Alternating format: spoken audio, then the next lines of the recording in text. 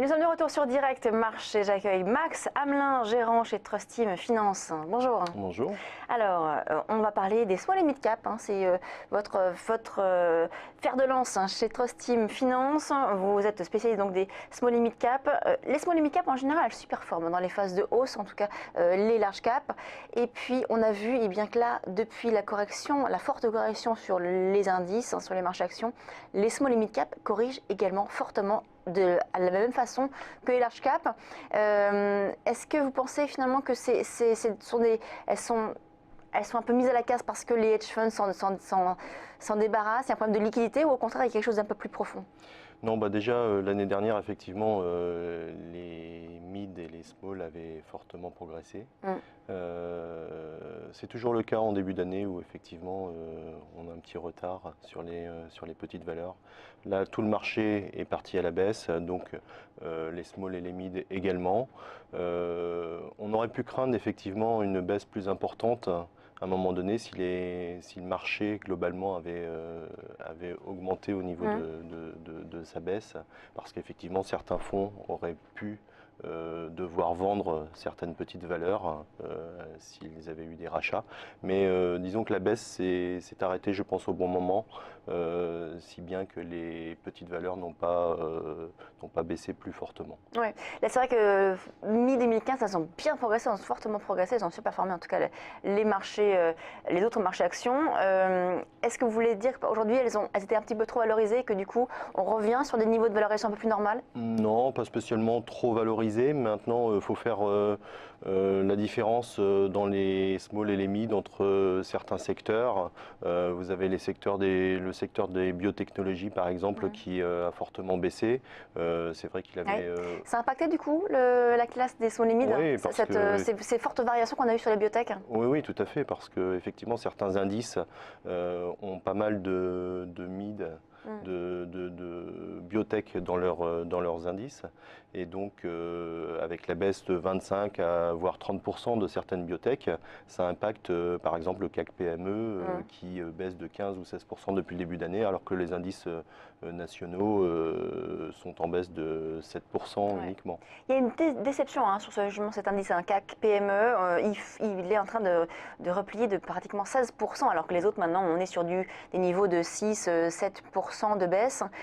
Comment est-ce que vous estimez que finalement cet indice là sur les PME soit si décoté? Parce que effectivement la présence des biotechnologies à l'intérieur est très importante, et donc ça appuie fortement sur l'indice. Quand vous avez beaucoup de sociétés qui perdent 25 à 30%, forcément l'indice s'en trouve impacté beaucoup plus que les autres indices, le CAC All Tradable qui tient relativement bien, mais avec une forte présence de valeurs CAC à l'intérieur par exemple. Alors on a eu aussi ces derniers jours des révisions à la baisse, des perspectives de résultats, de bénéfices des sociétés par les analystes. C'est souvent le cas, c'est vrai qu'on a souvent des révisions à la baisse, mais là c'est vrai que ça a un écho plus important parce qu'on a justement ces fortes corrections actuellement sur les marchés. Ces révisions à la baisse pourraient engendrer encore plus finalement de baisse sur les actions. Est-ce que vous estimez même si les small et mid n'ont pas encore toutes délivré leurs résultats, on pourrait avoir des mauvaises surprises à venir? Je ne suis pas très inquiet sur ces titres, parce que effectivement les publications qui ont eu lieu jusque-là étaient plutôt correctes, avec des belles croissances au niveau des chiffres d'affaires pour les publications. Donc je pense que les dirigeants ont eu l'impact 2008 qui a été difficile, et je pense qu'au niveau de la gestion de leur société, c'est différent maintenant. Ils n'hésitent pas à couper certains contrats qui peuvent ne pas gagner d'argent, privilégiant la rentabilité. Donc je ne suis pas inquiet pour les publications à venir. Alors vous avez parlé des technos, vous avez parlé des biotech, pardon, et justement les technos, le secteur technologique, c'est un secteur qui en général performe plutôt bien.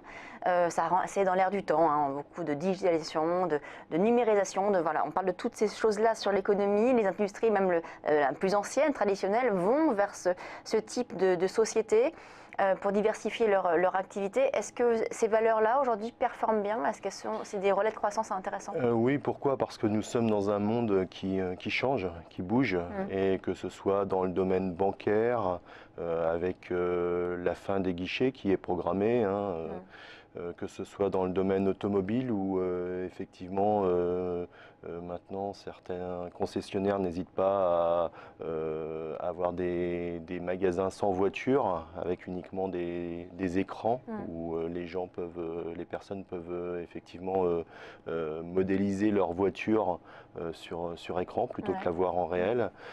Que ce soit dans les médias où effectivement il y a beaucoup d'investissements qui sont faits. La digitalisation prend une part de plus en plus importante. Et donc c'est un investissement intéressant, justement, on peut aller sur certaines sociétés techno parce Oui, que oui. justement on va dire, il y a une visibilité peut-être du business. Exactement, des investissements importants de la part des sociétés, donc ils font appel au SS2I. Et à titre d'exemple, Valtech, par exemple, qui était coté depuis fort longtemps, a fait l'objet d'une OPA récemment de la part du family office d'AB InBev qui était présent au capital. Valtech, c'est une société qui a développé notamment, je vous parlais des concessionnaires sans voiture à l'intérieur. Chez Audi, vous allez à Londres, vous avez la possibilité de créer vous-même votre voiture sur un écran sans la voir réellement, et elle est en format réel avec les options, la couleur. Donc ça reste dans l'air du temps, ces valeurs. Quelles sont les autres valeurs sur lesquelles vous pariez aujourd'hui ? J'aime beaucoup Direct Energy, qui est le troisième fournisseur d'électricité et de gaz en France. Pourquoi? Parce qu'ils sont très proches de leurs clients. Ils ont une offre. Alors c'est vrai que chez Dorostim, vous avez aussi une particularité, c'est la satisfaction client. C'est vraiment votre critère pour sélectionner ces valeurs. Ça fait partie des critères, effectivement, et il y a les critères financiers, bien entendu, mais la satisfaction est vraiment au cœur de notre stratégie d'investissement chez Trustim. Et si jusque-là, on travaillait avec Ipsos pour les grandes capitalisations, pour nos fonds que sont Trustim Rock et Trustim Rock Europe, nous nous sommes rendus compte que sur les petites sociétés, les dirigeants font de plus en plus attention à la relation client. Et ça se ressent finalement dans le cours de bourse, ça se ressent dans l'évolution simplement du cours de bourse? Oui, ça se ressent parce que effectivement, les sociétés qui sont proches de leurs clients, on se rend compte que par exemple Direct Energy a fait une performance de plus de 110% l'année dernière. Cette année, on est flat au niveau du cours de bourse dans un marché qui baisse. Donc une progression plus importante dans un marché haussier et une résistance dans une période de baisse. Ouais. Quel autre type de valeur est-ce que vous appréciez actuellement?